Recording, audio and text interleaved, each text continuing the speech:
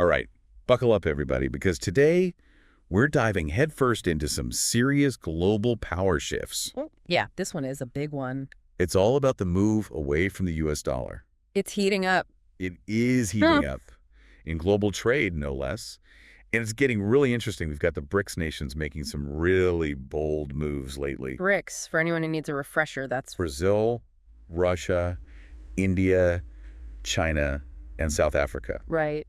And on top of that, we've got this brand new treaty between Russia and Iran that's really shaking things up even more. Yeah, things are getting interesting. They really are.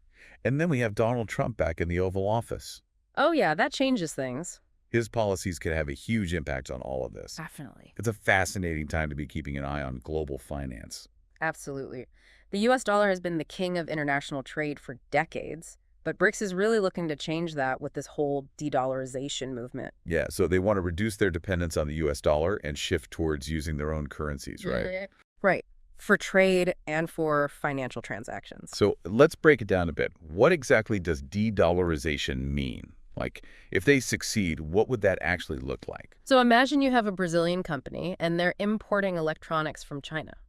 Right now, that transaction is probably going to be done in U.S. dollars. Neither of the countries involved is the U.S. Exactly. So de-dollarization means that transaction would happen directly between the Brazilian real and the Chinese yuan. Ah. And this would give those countries more control over their economies and less exposure to the ups and downs of the U.S. financial system. Makes sense. So it's not just about ditching the dollar for the sake of it. No. It's about creating a more multipolar world Right. where other currencies have a place at the table. Right. Exactly. And BRICS sees this as a way to create a fairer and more balanced global financial system where they have more influence and more autonomy. Right. So it sounds like we're talking about more than just economics here. Yeah. This is tied to some pretty big global power dynamics as well. Oh, for sure. But are they actually taking steps to do this, or are they just talking about it? Oh, they're taking action. Back in 2014, they established the New Development Bank. The New Development Bank. Yeah. And this bank is specifically designed to finance infrastructure and development projects in BRICS nations. And what's really interesting is that this bank operates completely independently of the U.S. dollar. So it's like their own version of the World Bank, but with the de-dollarization twist. Yeah, exactly. And they provide loans and funding in a basket of BRICS currencies. So how effective has that been so far in, shaking things up, challenging the existing financial order? Well, it's still pretty early, but they've already financed a lot of big projects, billions of dollars, actually. So it's a clear signal that they're pretty serious about creating an alternative to the Western-dominated financial institutions. And they're not stopping there, right? Oh, absolutely not. I've heard about these bilateral agreements. Yes. And even this idea of a possible unified BRICS currency. That's right. So we're seeing a lot of agreements between BRICS nations where they commit to trading directly in their own currencies. For example, over 90% of trade between China and Russia is now done in yuan and rubles. Completely cutting out the U.S. dollar. Yeah, completely bypassing it. Wow. What about this idea of a unified BRICS currency, though? Right. Is that like a real possibility, or is that just a pipe dream? It's definitely a long-term goal, and there are some pretty significant hurdles to overcome, but it's definitely being talked about. And if they could create a single currency backed by the combined economic power of those five nations, it would be a game changer for the global financial system. Huge. And speaking of game changers, there's this new treaty between Russia and Iran. Yes. Putin and the Iranian president just signed this 20-year strategic partnership agreement.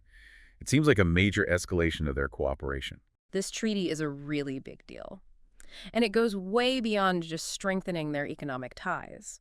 We're talking about closer military cooperation, joint energy projects, and perhaps most importantly for our conversation here, a new payment system that cuts out the U.S. dollar entirely.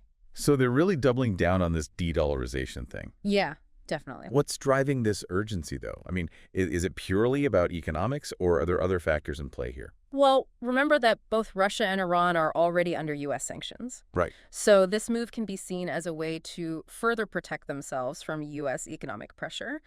By creating their own financial systems and trading in their own currencies, they're reducing their vulnerability to U.S. sanctions and asserting their independence on the global stage. It's like they're saying, We're not playing by your rules anymore. Exactly. But this Russia-Iran relationship, that has a long and complicated history, right? Oh, This is absolutely. not exactly a brand new alliance. No, their relationship has seen a lot of periods of cooperation and conflict going back centuries. It's been a real roller coaster. What's interesting is that the collapse of the Soviet Union, Yeah. you might think that would have driven them apart, but it actually brought them closer together. It's true. They found common ground in wanting to push back against U.S. influence and create a more multipolar world. And ironically, the sanctions imposed on both countries by the U.S., rather than weakening their relationship, they've actually pushed them closer together. So the sanctions backfired and ended up accelerating their move towards this whole alternative financial system. That's quite a strategic blunder. But how is the U.S. going to react to all of this, especially with Donald Trump back in office? He's known for his unpredictable foreign policy and his willingness to really shake things up. It's definitely a wild card situation. Trump has shown a willingness to use tariffs and sanctions as tools to exert economic pressure. He might try to pressure BRICS, or he might try to make deals with individual countries like Russia. It's hard to predict what his strategy will be.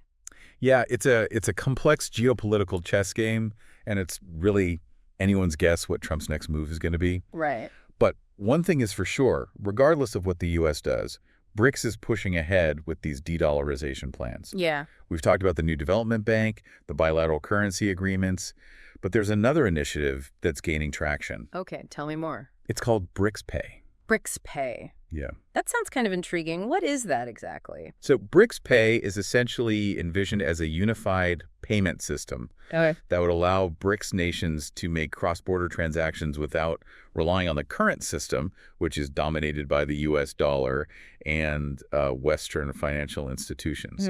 Think of it as like a potential rival to SWIFT. Yeah. The global messaging system that's used for most international money transfers. Okay, I've heard of SWIFT. Uh-huh. I don't really understand how it works or why it's so important. So SWIFT stands for the Society for Worldwide Interbank Financial Telecommunication. Catchy. Yeah, but you can just call it SWIFT. It's basically like the nervous system of global finance. Okay. It's a messaging system that banks use to securely communicate and authorize financial transactions across borders. So when you send money overseas or a business makes an international payment, it's almost certainly going to be routed through SWIFT. So BRICS Pay wants to create their own version of SWIFT Exactly. that they control. Uh-huh. So they can bypass the U.S.-dominated system. That's a pretty bold move. Yeah. How realistic is it to create a system that can actually rival SWIFT? I mean, SWIFT has been the global standard for decades. Right. Are there any, technical or logistical hurdles they would need to overcome? Oh, there are definitely challenges. SWIFT has a massive network. It enjoys a near monopoly in global financial messaging. So BRICS Pay would need to attract a critical mass of banks and financial institutions to join the system, which is not going to be easy, but also need to ensure that the system is secure, it's reliable to gain the trust of businesses all over the world. So it's not guaranteed success, No. but it's a clear signal of their intent to really reshape the global financial landscape. Absolutely. And on top of all this, I've also heard some whispers about BRICS exploring the use of cryptocurrency Right. and blockchain technology. Yeah. Is there any substance to those rumors? It's more than just rumors. BRICS leaders have publicly expressed interest in using digital currencies and blockchain technology to enhance their financial systems and facilitate trade. To be honest, cryptocurrency still feels like kind of a mystery to me. I associate it more with tech enthusiasts and volatile investments rather than with global trade. Right. How could it play a role in this whole de-dollarization thing? Well, think of it this way. Cryptocurrencies are digital assets that can be transferred between parties without needing a central intermediary like a bank. Okay. This decentralized nature makes them appealing to countries like those in BRICS that are seeking to reduce their reliance on the U.S.-controlled financial system. So they could potentially create their own digital currencies to use for trade. Exactly. And several BRICS nations are already exploring the development of what are called central bank digital currencies, or CBDCs. CBDC! Yeah. These would basically be digital versions of their national currencies backed by their respective central banks. Okay. But how would that be any different from just using their existing currencies? What advantage would CBDCs offer? So CBDCs could offer several benefits for cross-border transactions. For example, they could enable faster and cheaper payments, especially for smaller businesses. Okay. They could also improve transparency and reduce the risk of fraud and money laundering. So BRICS sees crypto and blockchain as tools to create a more efficient and independent financial system. Precisely.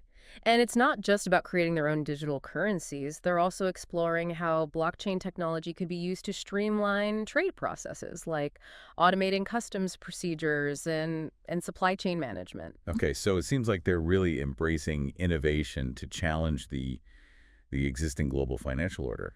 But what about the U.S.? How is the second Trump administration likely to respond to all of this? Well, during his first term, Trump took a very confrontational approach to trade, especially with China. Right. He imposed tariffs on billions of dollars worth of Chinese goods, and he withdrew the U.S. from the Trans-Pacific Partnership Trade Agreement, which was seen as an attempt to counter China's growing economic influence. So it seems likely that he'll just double down on this America First agenda It's certainly a possibility. and push back against these BRICS de-dollarization efforts. Yeah, he might try to pressure BRICS nations through sanctions or other economic measures.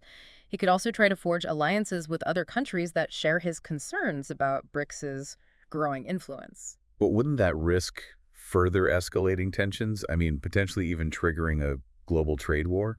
It's definitely a risk. And it's a risk that Trump has shown a willingness to take in the past. He seems to believe that the U.S. can use its economic might to dictate terms to other countries.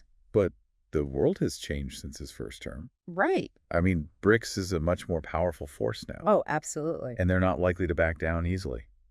It seems like we're headed for a major showdown. It's definitely a possibility. And it's not just about the U.S. and BRICS. Other countries, like those in the European Union, Japan, they're watching all of this unfold very closely. They're kind of caught in the middle, trying to figure out how to navigate this increasingly complex geopolitical landscape. So the stakes are incredibly high. The outcome of this power struggle could have profound implications for the future of global trade and finance. What are some of the key factors we should be watching for as this story unfolds? Well, Trump's inauguration next week will be a pivotal moment. His speeches, his early policy decisions, those will give us some indication of his approach to BRICS and this whole de-dollarization movement. We'll also be watching for any reaction from BRICS leaders. Will they try to appease the U.S., or will they double down on their efforts to create a new financial order? And what about these other players, Yeah. like the EU and Japan?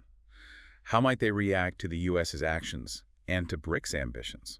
Their responses are going to be crucial. The EU, in particular, is facing a bit of a dilemma. They have strong economic ties to both the U.S. and China, Right. and they're wary of getting caught in the crossfire of a trade war. Makes sense. Japan is in a similar position. They'll need to carefully weigh their options and decide whether to align themselves with the U.S., with BRICS, or try to maintain a neutral stance. It's a complex web of interconnected relationships and competing interests. It's enough to make your head spin. But that's what makes it so fascinating, right? Yeah. We're witnessing a historic shift in the global balance of power, and the stakes couldn't be higher. And it's all happening against a backdrop of these rapid technological advancements, geopolitical uncertainty, and a global economy that's still recovering from the pandemic. It's a truly dynamic and unpredictable time to be alive. Absolutely. And it really underscores the importance of staying informed and understanding the forces that are shaping our world. Yeah. Knowledge is power, especially in times of change and uncertainty. Yeah, it really is. It is fascinating. It's also a little bit overwhelming to think about all these moving pieces on the global stage. You know, you've painted a very vivid picture of this power struggle Yeah. between like the established order and these emerging economies. But you know, zooming out a bit, what does this whole de-dollarization trend really mean for the future of global trade? I mean, are we on the verge of a world where like the US dollar is no longer the dominant currency? It's a question everyone's asking. And, the rise of BRICS is definitely a significant challenge to the U.S. dollar's reign. Yeah. They're not just looking for a seat at the table. They're really aiming to build a new table altogether. Right. And they have the economic power to do it. So instead of just having like one superpower calling all the shots, we might be moving toward like a more multipolar world with multiple centers of power, each with its own currency and its own sphere of influence. That's a pretty radical shift from what we've known for decades. It is radical, and it's hard to predict exactly how it will all play out. One possibility is that we see a fragmentation of the global financial system, Okay. with different blocks forming around different currencies. Right. So imagine a world where trade within BRICS is dominated by their own currencies, Uh-huh. while trade between the U.S. and its allies continues to rely on the dollar. So it's almost like parallel financial universes coexisting. Yeah, exactly. That's a fascinating concept, but it also sounds potentially chaotic. I mean, would businesses have to navigate like multiple currencies and regulations, Yeah. adding a whole new layer of complexity to global trade? That's a real concern. A fragmented system could lead to increased transaction costs, Yeah. currency volatility, and even political tensions as countries compete for economic dominance. It wouldn't be a smooth transition, that's for sure. And there would definitely be winners and losers along the way. But isn't it also possible that the U.S. adapts and finds ways to maintain its economic influence even in a more multipolar world? I mean, Mm. the dollar has been pretty resilient in the past. Maybe it can weather this storm as well. Oh, absolutely. The U.S. still holds a lot of economic and political power. It could try to strengthen alliances with key partners, promote the dollar's use in strategic sectors. They could even explore the potential of a U.S. digital currency to remain competitive. So it's not like a foregone conclusion that the dollar's just gonna like disappear overnight. Right, It's more like we're entering a period of transition, right. a tug of war between the old order and the new, Yeah. with a lot of uncertainty about what the final outcome is going to be. Exactly. And this transition is happening against a backdrop of, all these massive technological advancements like artificial intelligence, automation, which are going to further reshape the global economy in ways we can't even fully anticipate yet. Yeah. So much is happening all at once. It's a lot to process. As we wrap up this deep dive, what are some of the key takeaways you want our listeners to remember? I think the most important takeaway is just that the world is changing, and the dominance of the U.S. dollar is being challenged in a way we haven't really seen before.